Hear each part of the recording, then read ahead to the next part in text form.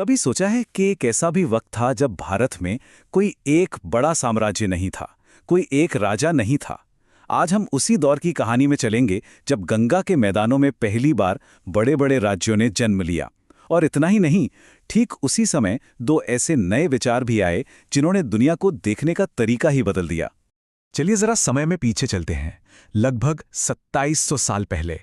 गंगा के हरे भरे मैदानों की कल्पना कीजिए। यहाँ छोटी छोटी बस्तियां अब बड़े हलचल भरे शहरों में बदल रही थीं। हवा में न एक बदलाव सा था। ये सिर्फ कुछ इमारतों का बनना नहीं था, बल्कि ये एक पूरे नए पॉलिटिकल और सोशल युग की शुरुआत थी। तो इस सफर में हम इन 6 पड़ावों से गुजरेंगे, शहरों के बनने से लेकर ये समझने तक कि हजारों साल पहले हुए ये बदलाव आज भी हमारे लिए इतने जरूरी क्यों हैं।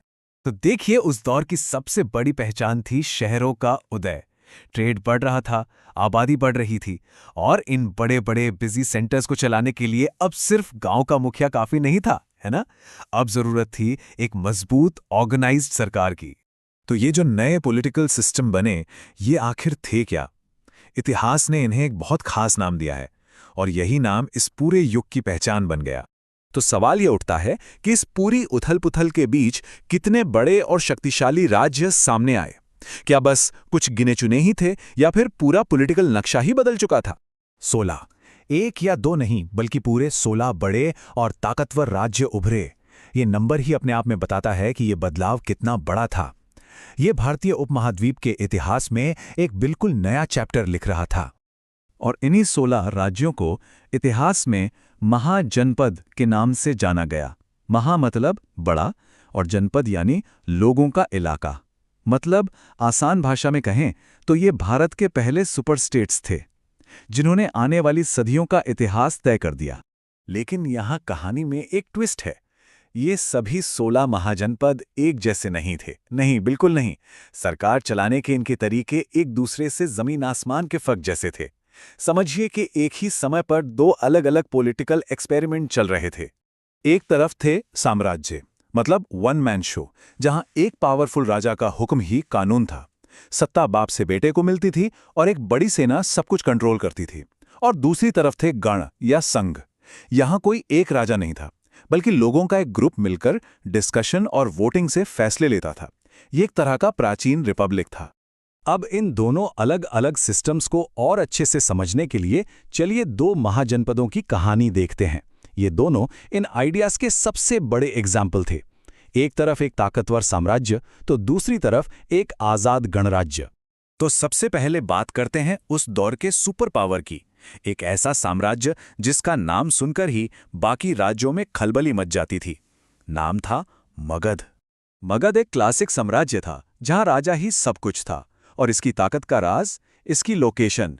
गंगा नदी के किनारे होने की वजह से जमीन उपजाऊ थी, मतलब खाने पीने की कोई कमी नहीं, और नदी के ट्रेड रूट्स पर भी इसी का कब्जा था। सीधी सी बात है, पैसा और पावर दोनों मगध के पास थे। लेकिन जहां मगध अपनी ताकत के दम पर आगे बढ़ रहा था, वहीं एक और राज्य था जो पावर को बिल्कुल अलग ही नजर से देख रहा था। ये कहानी है वज्जी की। वज्जी एक गण था, मतलब यहां कोई एक राजा नहीं था। जी हां, कोई राजा नहीं, बल्कि एक पूरी असेंबली मिलकर राज करती थी। मगध का ये पड़ोसी दुनिया को ये दिखा रहा था कि देश चलाने के लिए ताज और सिंहासन की जरूरत नहीं होती। अब जरा सोचिए, जब समाज में इतनी बड़ी पॉलिटिकल हलचल हो रही हो, तो क्या लोगों की सोच वैसी ही रह सकती है? बिल्कुल नहीं। ये दौर सिर्फ राज्यों के बनने बिगड़ने का नहीं था, ये विचारों की एक जबरदस्त क्रांति का भी था। लोग जिंदगी के सबसे बड़े सवालों के नए जवाब ढूंढ रहे थे। जैसे लोग सरकार चलाने के नए तरीके आजमा रहे थे, ठीक वैसे ही वो जिंदगी जीने के भी नए रास्ते खोज रहे थे। पुराने रीति रिवाजों पर सवाल उठ रहे थे। हर कोई सोच रहा था, जिंदगी का असली मतलब क्या है? हम यहाँ क्यों हैं? और इसी सोच और सवालों के मंथन से दो ऐसे महान विचारों का जन्म हुआ जिन्होंने न सिर्फ भारत बल्कि पूरी दुनिया पर अपनी छाप छोड़ी। ये थे जैन धर्म और बौद्ध धर्म।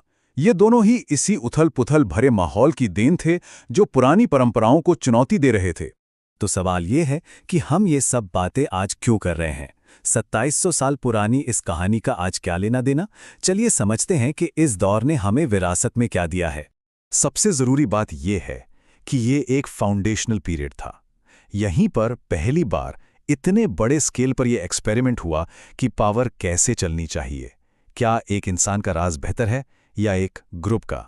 साम्राज्य और गणतंत्र की ये जो बहस है ना, वो यहीं से शुरू हुई और इसने भारत के भविष्य की दिशा तय की। और आखिर में ये कहानी हमें एक बहुत बड़े सवाल पर लाकर छोड़ देती है। मगध का साम्राज्य और वज्जी का गणराज्य, यानी एक व्यक्ति की शक्ति या सबकी सहमति से शासन। हजारों साल बीत गए हैं, लेकिन ये सवाल आज भी दुनिया भर की पॉलिटिक्स के सेंटर में है और इसका सही जवाब शायद आज भी खोजा जा रहा है।